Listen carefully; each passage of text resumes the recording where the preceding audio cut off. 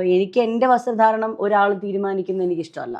ഇപ്പൊ പുള്ളി പറയുന്നത് പോലെ എനിക്ക് ധരിക്കാൻ പറ്റുള്ളൂ എന്നൊരിക്കലും പറയുന്ന ഒരാളല്ല ഞാൻ. ആക്കാൻ പറ്റും ഡ്രസ്സ് നമുക്ക് പള്ളിയിലോ അമ്പലത്തിലോ ഇട്ടുകൊണ്ടുപോകാൻ പറ്റില്ല. ഞാനതാ പറഞ്ഞത്. ഇപ്പൊ നമുക്ക് എല്ലാവർക്കും വസ്ത്രധാരണ സ്വാതന്ത്ര്യം ഉണ്ട്. നമുക്ക് ഇഷ്ടപ്പെട്ട നമുക്ക് കംഫർട്ട് ആയിട്ടുള്ള വസ്ത്രം നമുക്ക് ധരിക്കാം.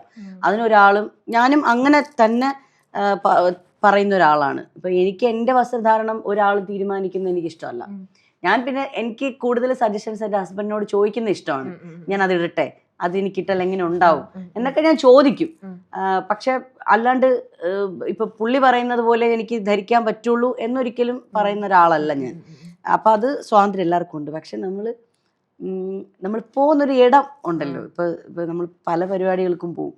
അപ്പൊ ആ പരിപാടി എന്താണ് എന്ന് ഒന്ന് മനസ്സിലാക്കിയിട്ട് അതിനനുസരിച്ചിട്ടുള്ളൊരു വസ്ത്രം ആകുമ്പോഴത്തേക്കിനും ഈ അനാവശ്യമായിട്ടുള്ള ട്രോളുകളും കളിയാക്കലുകളും ഒക്കെ നമുക്ക് തന്നെ സ്വന്തം അങ്ങനെ ഒരു ചിന്ത ഉണ്ടെങ്കിൽ നമുക്ക് തന്നെ അത് ഒഴിവാക്കാൻ പറ്റും. ഡ്രസ്സ് നമുക്ക് പള്ളിയിലോ അമ്പലത്തിലോ ഇട്ടുകൊണ്ടുപോകാൻ പറ്റില്ല. ഞാനതാ പറഞ്ഞത്. ഇപ്പൊ നമ്മളൊരു അമ്പലത്തിൽ പോകുമ്പോ, ഒരു അമ്പലത്തിൽ നമ്മൾ രാവിലെ പോകുമ്പോൾ ഒരു ജീൻസും ബനിയനും ഇട്ട് പോയാൽ എങ്ങനെ ഇരിക്കും?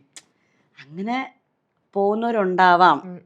പക്ഷെ നമുക്കത് ആ ഒരു ഒക്കേഷന് പറ്റിയ ഒരു ഡ്രസ്സായിട്ട് എനിക്ക് തോന്നിയിട്ടില്ല ജീൻസും ബനിയനും. സ്വാഭാവികമായിട്ടും ഞാൻ പറയാണ്, ജീൻസും ബനിയനും ഇട്ട് പോകുമ്പോൾ എന്തോ ഒരു ഓക്വേർഡ് ഫീൽ തോന്നും നമുക്ക്. ഇപ്പം പുരുഷന്മാരാണെങ്കിൽ പോലും മുണ്ട കൊടുത്തിട്ടല്ലേ അമ്പലത്തിൽ പോകുന്നത്. ജീൻസ് ഇടുന്നവരും ഇതൊക്കെ ഇടുന്നവരുണ്ട്.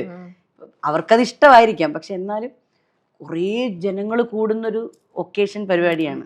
അപ്പം അവിടെയൊക്കെ നമ്മൾ അതിനനുസരിച്ചുള്ളൊരു വസ്ത്രധാരണ ആണെങ്കിൽ കുറച്ചുകൂടെ അടിപൊളിയായിരിക്കാം. ട്രോളുകളും കളിയാക്കലുകളും ഒഴിവാക്കാം. അതാണ് കാര്യം. പിന്നെ അതൊക്കെ ഇഷ്ടപ്പെടുന്നവരാണെങ്കിൽ പിന്നെ നോ പ്രോബ്ലം. അതൊക്കെ നെവർ മൈൻഡ് ആയിട്ട് വിടുന്നവരാണെങ്കിൽ പ്രശ്നമില്ല.